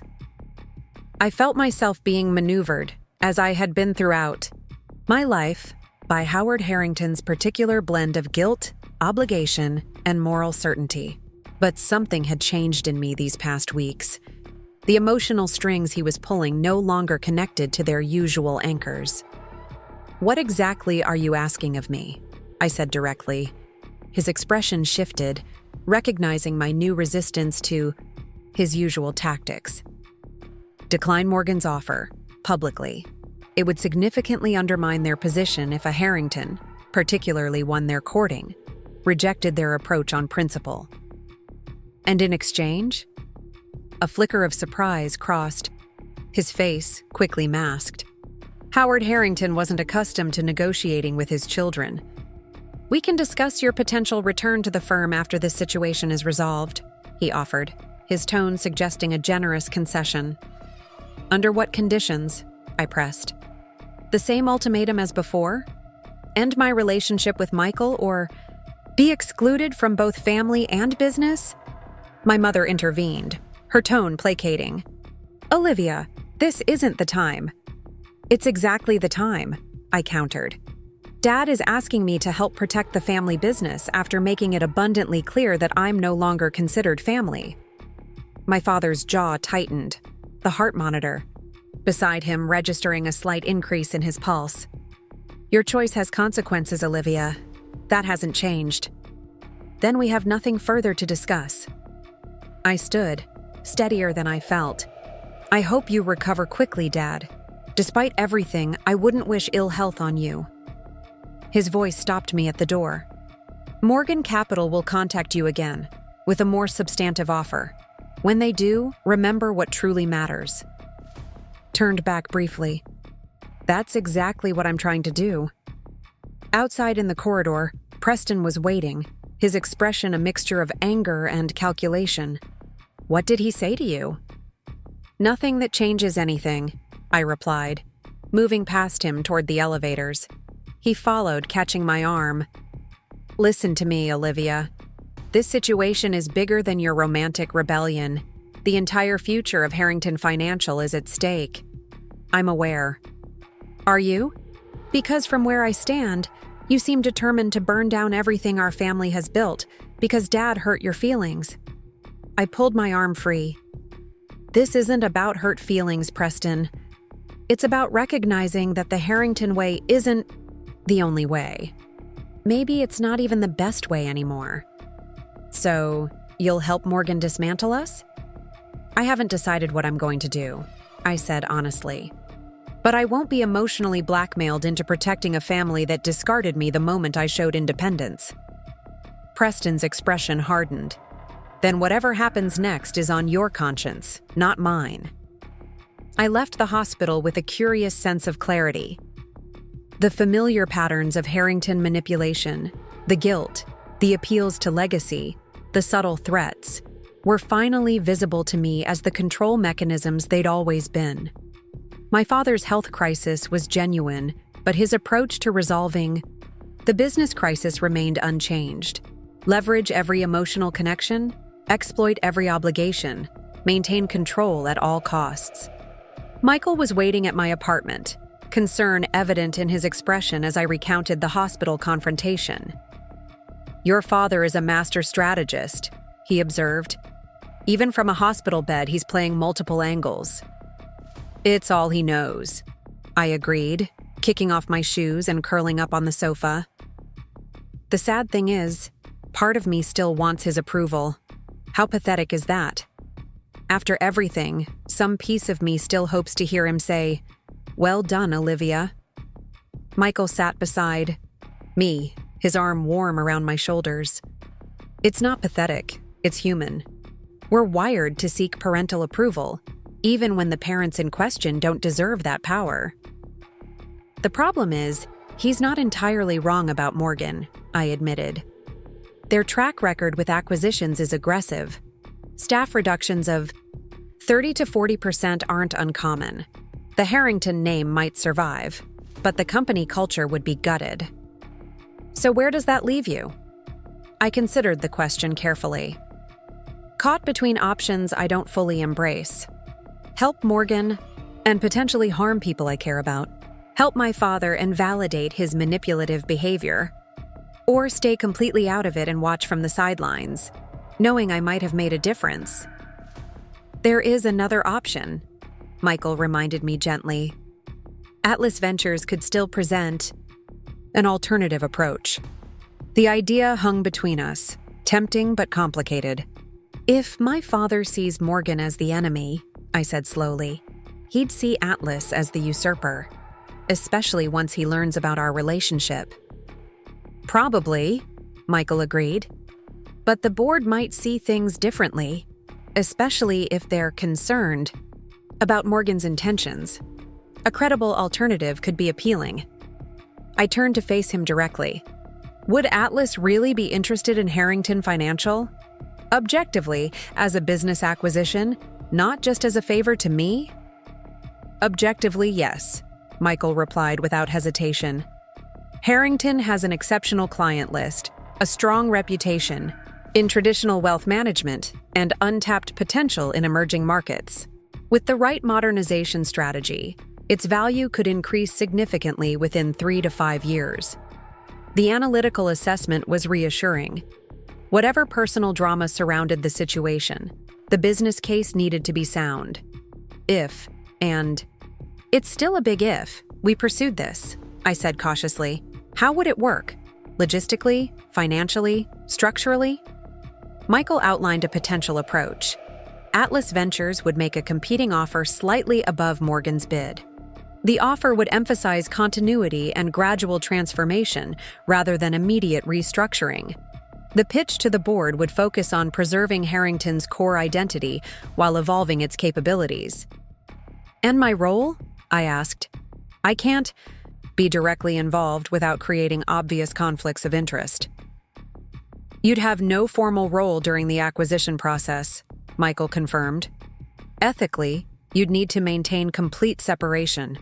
If the acquisition succeeded, however, you could potentially rejoin the company in a leadership capacity after an appropriate interval. The strategy was sound, the boundaries appropriate. Yet something still troubled me. Would I be doing this for the right reasons? I wondered aloud. Or would there be an element of, I don't know, vindication?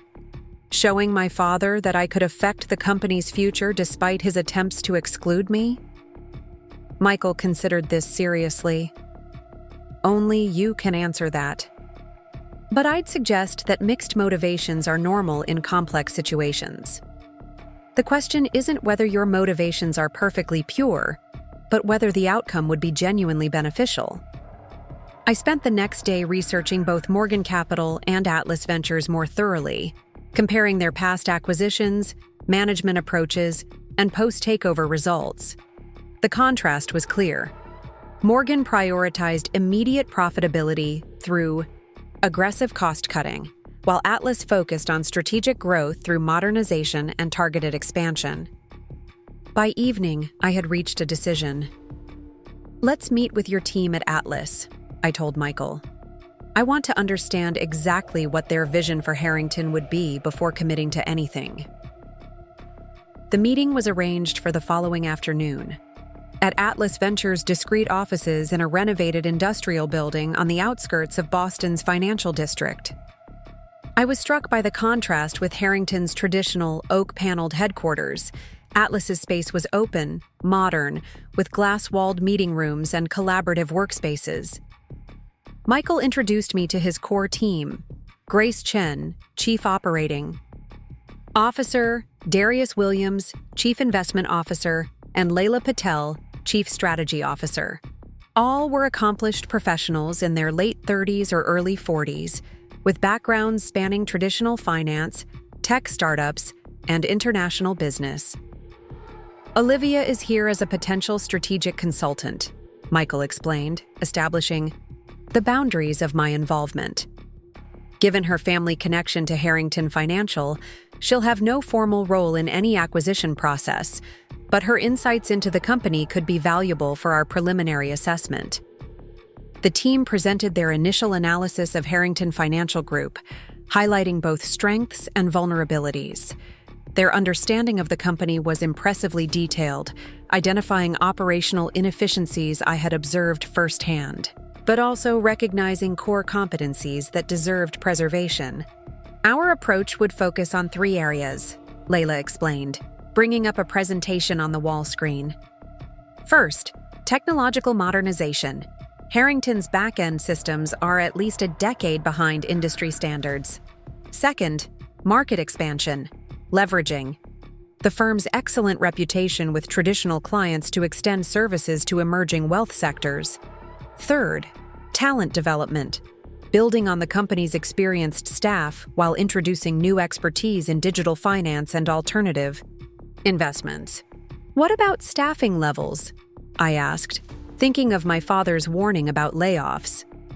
Some restructuring would be inevitable, Darius acknowledged candidly. But our model typically involves retraining and reassignment rather than widespread reductions. We'd estimate perhaps 10 to 15% role changes compared to Morgan's likely 30 to 40% cuts.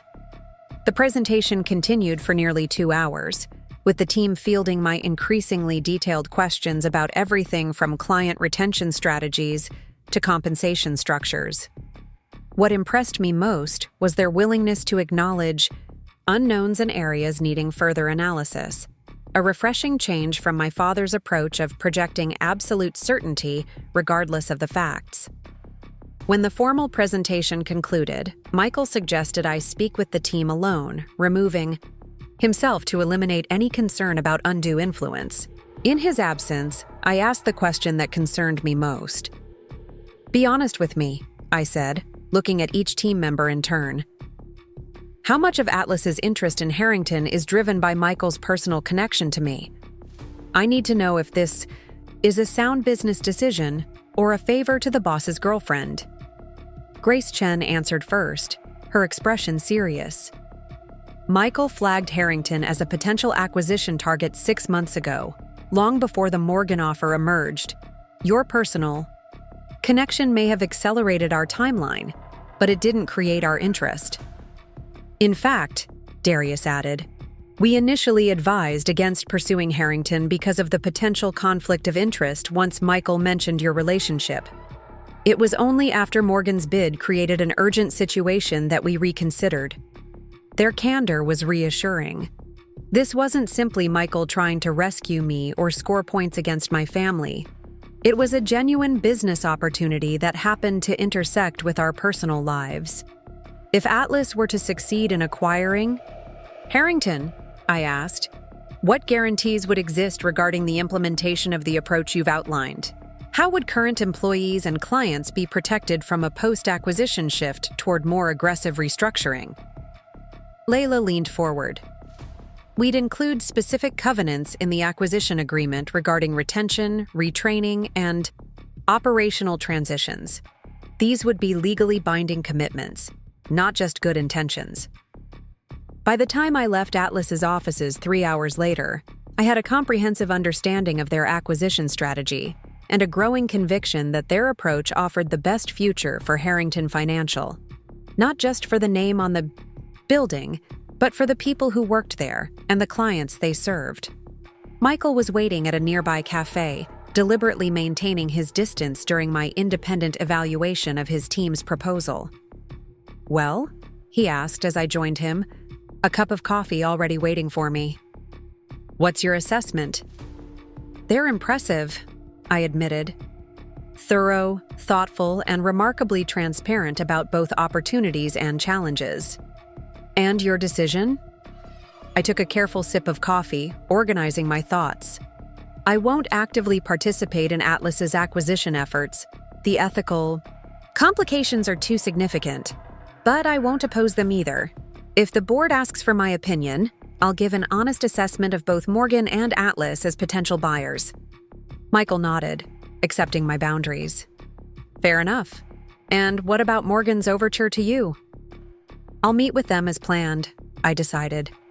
Partly to understand their intentions more clearly, and partly to maintain neutrality. But I won't accept any role that would compromise my independence. My meeting with Morgan Capital was scheduled for the following morning at their temporary Boston offices, a suite in a luxury hotel downtown. Elena Vega greeted me personally, her designer, suit and perfect makeup projecting polished professionalism.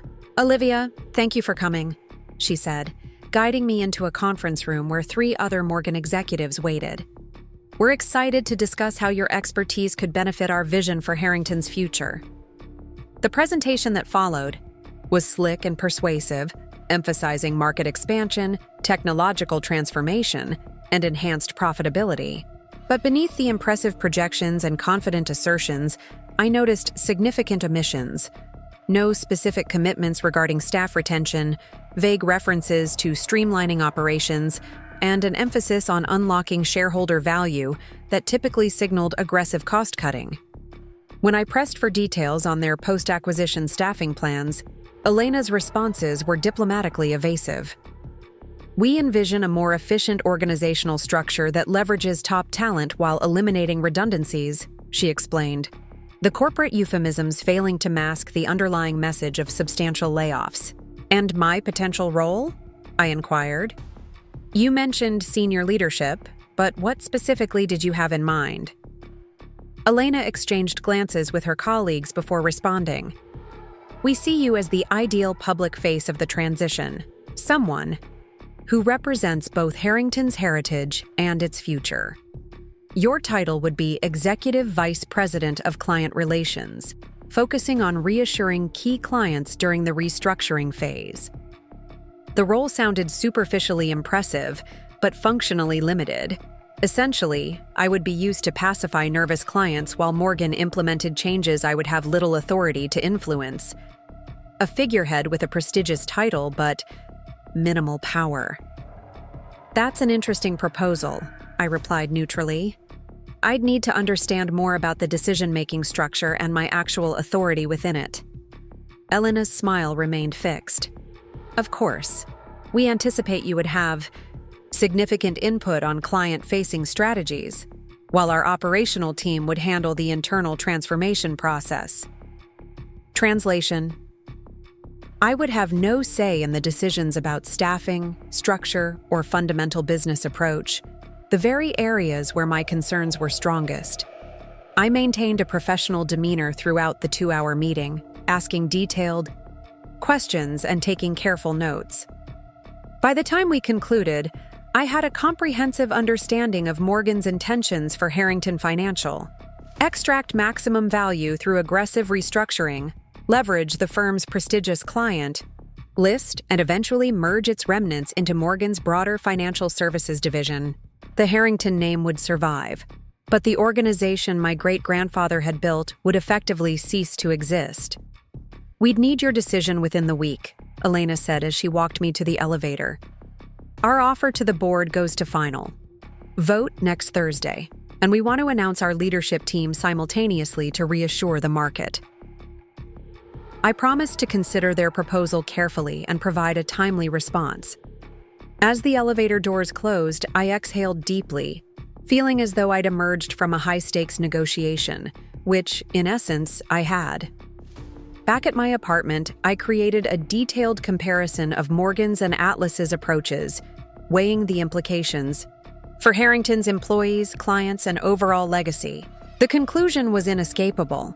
Atlas offered a path of evolution that preserved what was valuable about Harrington while addressing its weaknesses, while Morgan proposed a more radical transformation that prioritized short-term profitability over institutional continuity. My phone rang as I was finishing my analysis. Abigail's name flashed on the screen. "Liv," she said when I answered, her voice tinged with excitement. "Have you heard? There's a new bidder for Harrington." My heart jumped. "Already? Who?" "Some company called Atlas Ventures. Uncle Howard is livid. Apparently, they've offered 8% above Morgan's bid, with specific guarantees about staff retention and operational continuity. The board is seriously considering it." "What's my father saying?" I asked, trying to keep my tone casual. "He's calling it a hostile maneuver by unknown entities," Abigail replied. "But Preston says several board members seem intrigued by Atlas's approach. There's a special meeting scheduled for Monday to evaluate both offers." After ending the call, I immediately contacted Michael, who confirmed that Atlas had formally submitted their bid that afternoon, accelerating their timeline in response to Morgan's aggressive moves. "The initial response has been cautiously positive," he reported. "Several board members have requested additional information about our post-acquisition plans, particularly regarding staff retention and client service models." "And my father?" I couldn't help asking. Michael hesitated. "He's resistant." His official response questioned Atlas's experience in wealth management and suggested we lack the capacity to manage an institution of Harrington's complexity. "That's actually more measured than I expected," I admitted. "I anticipated outright hostility." "The hostility may come later," Michael cautioned. "Currently, he's focused on undermining our credibility with the board. If that fails, and Atlas emerges as a serious contender, his approach might become more personal." The prediction proved accurate sooner than either of us anticipated. The next morning, I received a text from Preston. "Dad wants to see you. Today. Hospital. Important." Wary but curious, I arrived at the hospital to find my father sitting up in bed, looking remarkably improved despite having suffered a heart attack just days earlier. Preston was stationed by the window, arms crossed, expression grim. "Close the door," my father instructed without preamble. I complied, then remained standing near the entrance, maintaining a cautious distance. "You wanted to see me?" Howard Harrington fixed me with the penetrating stare that had intimidated financial opponents for decades. "Atlas Ventures," he said, the name filled with quiet menace. "An interesting coincidence." "What about them?" I kept my expression neutral, though my pulse quickened. "Don't insult my intelligence, Olivia," he snapped. "Your boyfriend's company makes a bid for Harrington Financial days after you learn about our vulnerability? The timing is rather transparent." So he had discovered Michael's connection to Atlas. Not surprising, given my father's resources and network. "Michael Reyes isn't just some non-profit do-gooder," Preston added accusingly. He's the founder and CEO of a private equity firm with over $300 million in assets. A fact you somehow failed to mention during all your righteous indignation about our judgment of him. His professional achievements weren't relevant to your rejection of him, I replied evenly. You dismissed him based on assumptions about his background and status, not his actual capabilities. And now he's using those capabilities to attempt a hostile takeover of our family's company, my father countered, color rising in his face. With your assistance, I presume. I have no formal involvement with Atlas's bid, I stated truthfully. Their interest in Harrington is based on business fundamentals, not personal connections. My father's laugh was bitter. A convenient fiction. Tell me, was this the plan all along? Use your insider knowledge to help him target our vulnerabilities. There was no plan, I insisted, maintaining my composure despite the accusation. Atlas identified Harrington as a potential acquisition target months ago, independent of any personal considerations. Yet you didn't see fit to disclose this conflict of interest, Preston interjected. Ethically questionable, to say the least. I turned to face my brother directly. When exactly should I have disclosed it, Preston? After father explicitly forbade my relationship with Michael? After he threatened to freeze my trust fund if I didn't end things? After I was forced out of the company for choosing my own path? This isn't about your relationship drama, Preston dismissed. This is about loyalty to family, to legacy. Loyalty works both ways, I replied sharply. When Dad gave me an ultimatum to choose between my relationship and my family, he severed any obligation I might have felt. My father's monitoring equipment beeped as his heart rate increased. So this is revenge, then? Helping your boyfriend take over Harrington to punish me for disapproving of him? It's not revenge, I said, softening my tone slightly out of concern for his condition. And I'm not helping Michael. Atlas Ventures made a business decision based on their assessment of Harrington's potential. You should be evaluating their offer on its merits, not dismissing it because of your personal feelings about me. Their offer, my father said slowly, includes specific provisions about maintaining staff, preserving client relationships, and evolving rather than dismantling our operational structure. Provisions that sound remarkably similar to concerns you've expressed in the past. He was right, of course. Atlas's approach reflected many of the priorities I had championed within Harrington. But that was correlation, not causation. Perhaps they simply recognize what I've been saying for years, I suggested. That Harrington's strength lies in its people and relationships, not just its brand name and client list. My father studied me intently, as if trying to read truth or deception in my expression.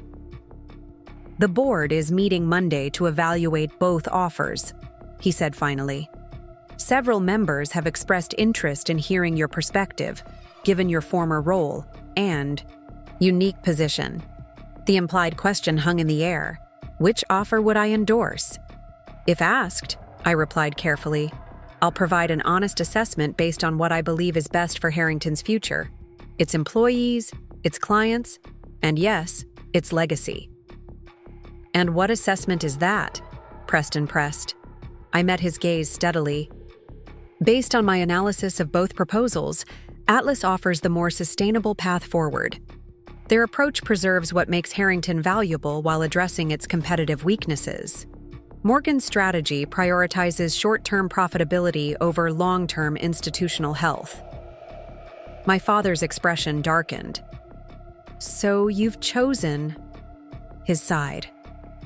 I've chosen what I believe is right, I corrected. The fact that it aligns with Michael's company is coincidental, not causal. Convenient coincidence, Preston muttered. Think what you will, I said, moving toward the door. But ask yourselves this. If Atlas's offer is so clearly superior for Harrington's future that even the estranged daughter you cut off recommends it, perhaps your opposition has more to do with pride than business judgment. I left without waiting for a response, knowing I had just dramatically escalated the conflict. My father would view my endorsement of Atlas's bid as the ultimate betrayal, not just personal rejection, but active undermining of his authority. The bridge between us, already damaged, might now be irreparably broken. The thought brought surprising clarity rather than grief. For years, I had measured my choices against an impossible standard. Would this earn Howard Harrington's approval? Now, finally, I was asking a different question. Is this the right thing to do, regardless of my father's reaction? The answer in this case was unequivocal. Atlas's vision for Harrington Financial Group represented the best future for the institution my family had built. If supporting that vision cost me my father's approval permanently, it was a price I was prepared to pay. The weekend passed in tense anticipation. News of the competing bids for Harrington Financial Group had leaked to the financial press, with speculation running rampant about which offer the board would favor. Several articles noted the unusual provisions in Atlas's proposal regarding staff retention and operational continuity, provisions that set it apart from typical private equity acquisitions. Sunday evening, my phone lit up with a text from an unfamiliar number. Ms. Harrington, this is Catherine Walsh, lead independent director of the HFG board. Several of us would appreciate your perspective before tomorrow's vote. Breakfast at the By, Four Seasons, 7 a.m.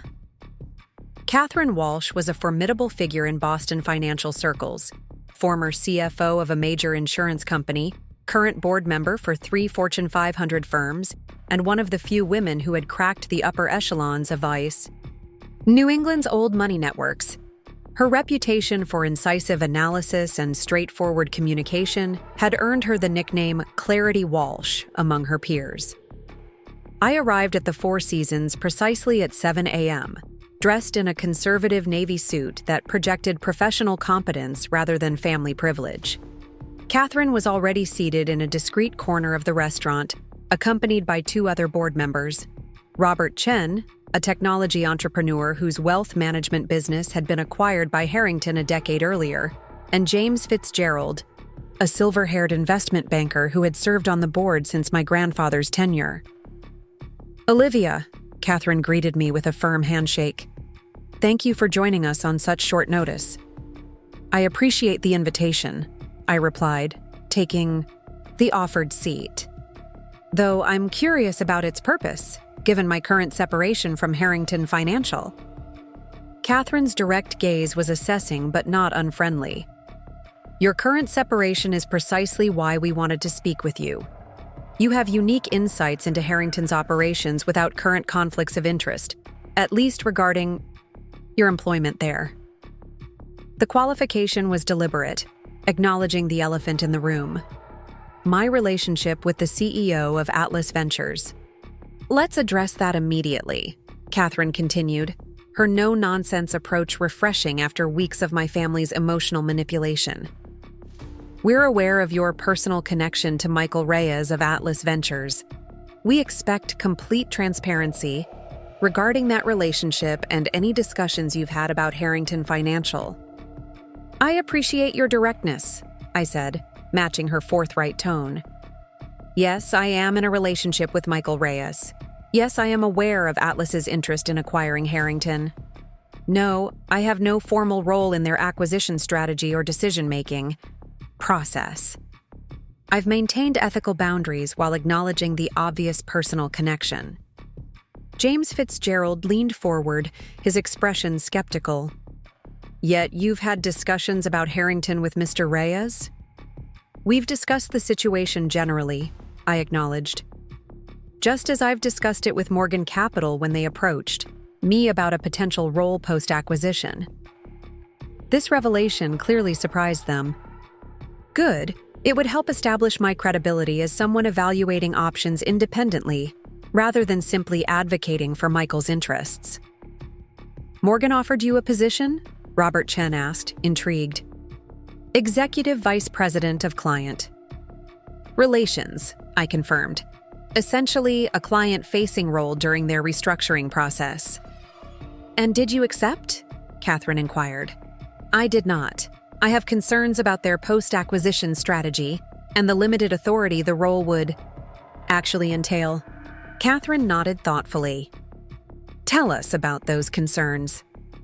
For the next 45 minutes, I presented a detailed analysis of both acquisition proposals, highlighting Morgan's history of aggressive restructuring compared to Atlas's record of evolutionary transformation.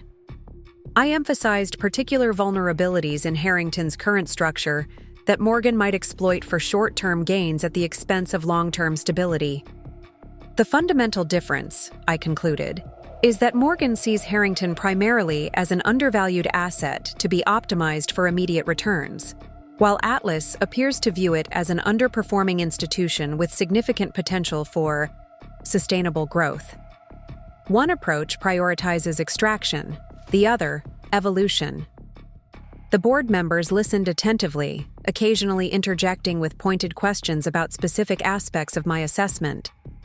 Their inquiries revealed sophisticated understanding of both proposals and genuine concern for Harrington's future beyond mere share price. As breakfast concluded, Catherine fixed me with another direct look. "Your father suggests that your endorsement of Atlas's proposal is motivated by personal concerns, rather than professional judgment. How do you respond to that?" The question was fair, if uncomfortable. "I understand his perspective," I replied carefully.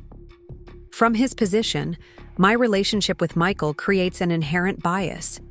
I can only say that I've tried to evaluate both offers on their objective merits, and that my assessment would be the same regardless of personal connections." Catherine studied me for a moment longer, then nodded slightly. "Your father also claims that Atlas lacks the necessary experience to manage an institution of Harrington's complexity and heritage. Atlas has successfully managed 3 acquisitions in the financial services sector over the past 4 years," I countered.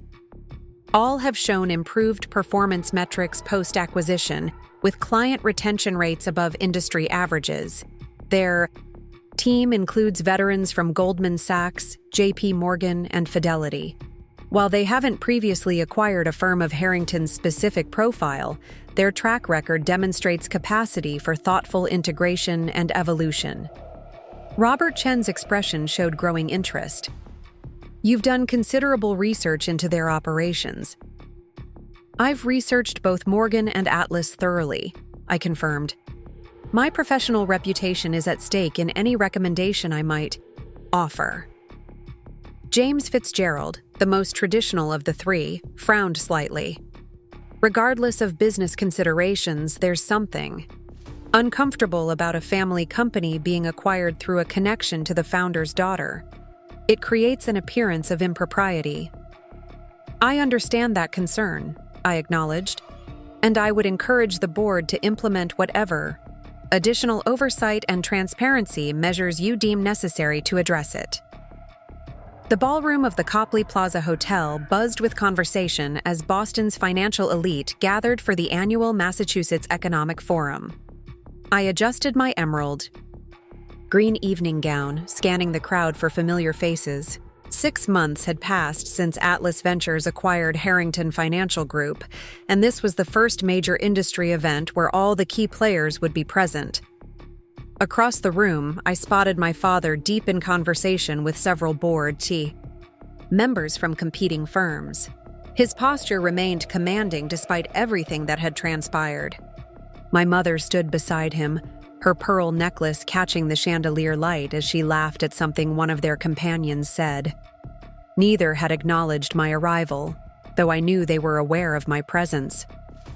Michael appeared at my elbow, looking distinguished in his tuxedo. "The Harrington delegation has grown," he observed quietly. "Preston just arrived with Catherine." I followed his gaze to where my brother stood near the bar, his wife's hand possessively on his arm. Preston's expression soured the moment our eyes met. 6 months hadn't softened his resentment. "Olivia!" a warm voice called out. Catherine Walsh approached, resplendent in sapphire blue. I was hoping to see you here. How's Horizon Financial Partners progressing? Beyond expectations, I replied, grateful for her genuine interest. We closed our 20th client last week. Small scale compared to Harrington, but meaningful growth for a startup. She smiled knowingly. Every empire begins with a single client.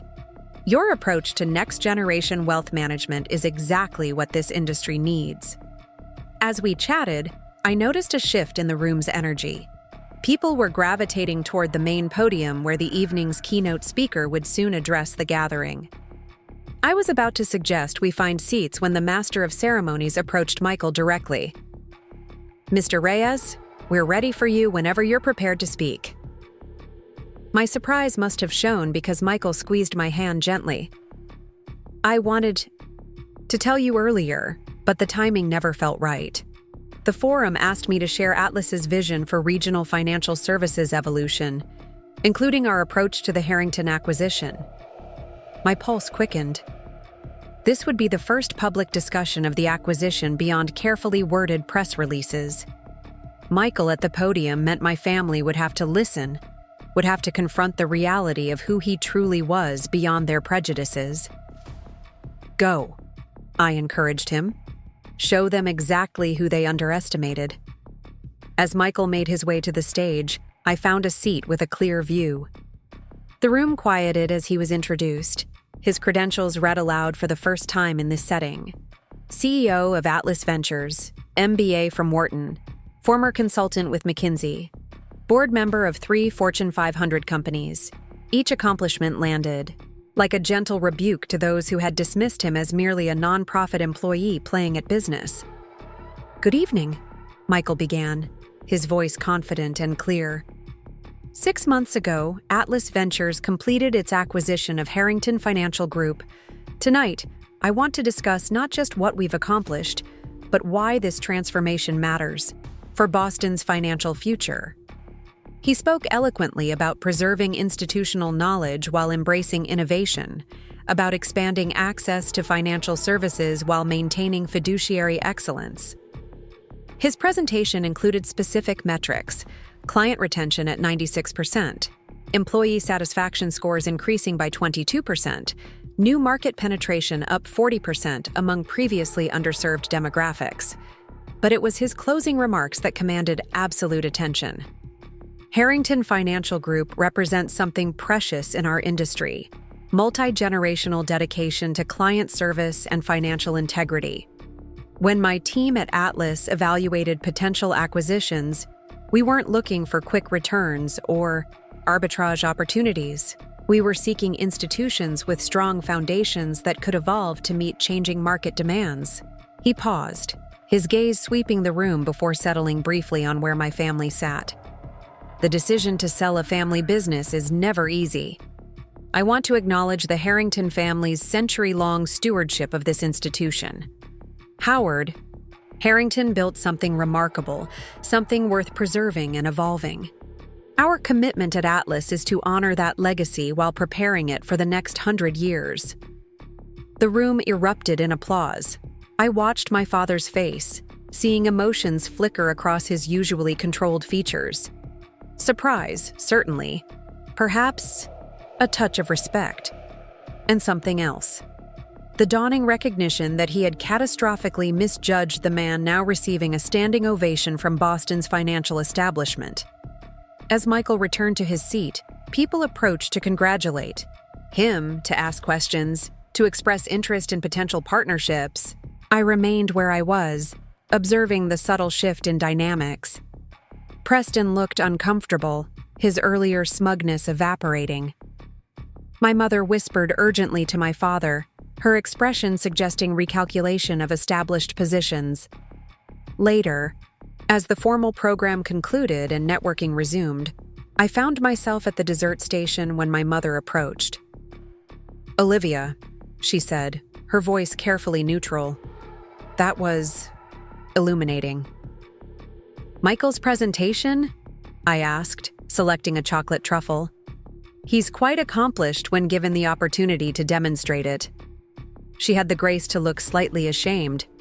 We may have been hasty in our initial assessment. You judged him on assumptions rather than facts, I replied gently but firmly. It's a common mistake, though particularly costly in this instance. Her eyes darted toward where Michael stood surrounded by industry leaders.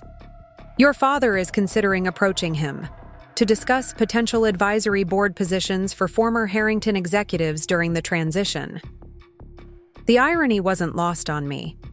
Howard Harrington, who had forbidden me from continuing my relationship with Michael, now contemplated asking him for professional consideration. That's Michael's decision to make, I said simply.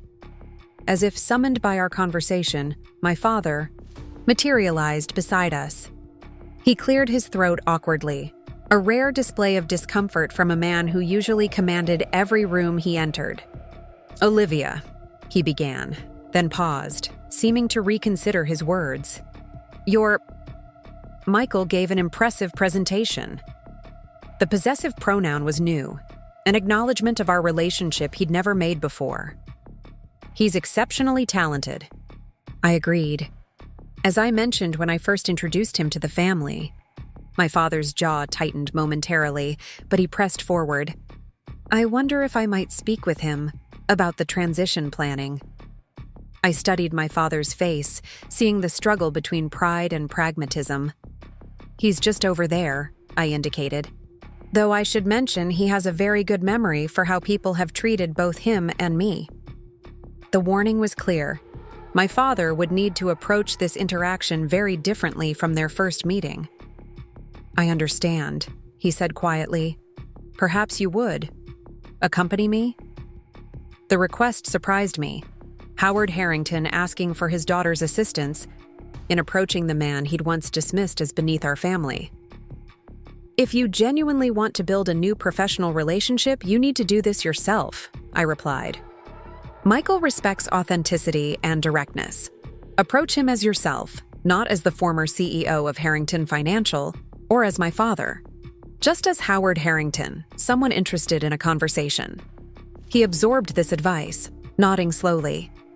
You've become quite wise, Olivia, perhaps wiser than your old father. It was the closest to an apology I'd likely ever receive. I watched as he squared his shoulders and walked toward Michael, each step carrying him away from old prejudices and toward an uncertain but potentially healing future. The evening concluded with an unexpected scene. My father and Michael engaged in what appeared to be substantive conversation, their body language gradually shifting from formal to engaged. Preston, unable to maintain his anger in the face of the night's revelations, had quietly departed with Catherine. My mother spoke with several of her society friends, carefully reframing the narrative around recent events. As the crowd thinned, Michael found me near the coat check. Your father invited us to dinner next week, he said, his expression mixing amusement with caution. All of us. You, me, your parents. He said it's time to start fresh. I raised an eyebrow. And you said? That I'd need to discuss it with you first. This is your family, your decision. I considered for a moment, then smiled. Let's accept, but on neutral ground. Not at their home or mine. Somewhere public but quiet. And we set the agenda together. Michael nodded. Fair terms. As we left the hotel, Boston's skyline glittered against the night sky. The city where my family had built their empire, where traditional power structures were slowly yielding to new ideas and evolving definitions of success. You realize this changes everything, I said as we walked toward our car. Everything. Already changed, Michael replied, taking my hand. This just acknowledges the new reality. He was right. The Harrington dynasty hadn't ended with the sale of the company. It had transformed. What emerged might be stronger for embracing change, rather than resisting it. For recognizing that worth isn't measured solely in bloodlines and bank accounts. 1 year later, the wedding announcement appeared in the Boston Globe's Society section. Olivia Harrington to wed Michael Reyes. The accompanying photo showed us at a charity gala, surrounded by family members from both sides. My father stood, Beside Michael, their conversation animated and genuine. My mother chatted with Michael's parents who had flown in from California for the event. The article mentioned our business accomplishments, Horizon Financial Partners' rapid growth, Atlas Ventures' successful transformation of Harrington Financial, but focused primarily on the personal story of two people who had chosen love over convention, authenticity over expectation. At our wedding reception, held in the same hotel where everything had shifted that night at the Economic Forum, my father raised his champagne glass for a toast. "To Olivia and Michael," he began, his voice carrying clearly through the ballroom. "Who taught an old man that sometimes the most valuable acquisitions aren't companies or assets, but new perspectives and opened minds? May your partnership, personal and professional, continue to challenge assumptions and create possibilities none of us imagined." As glasses clinked and applause filled the air, I looked around at the gathered faces, Harrington relatives, mingling with Michael's extended family, former colleagues from Harrington Financial, chatting with my new team from Horizon, traditional Boston society embracing the evolution of one of its oldest families. Change hadn't come easily or without cost. Relationships had been strained, some permanently altered, but what emerged was more honest, more sustainable, more genuinely connected than what had existed before. Michael leaned close, his breath warm against my ear. "No regrets?" I smiled, thinking of the journey that had brought us here.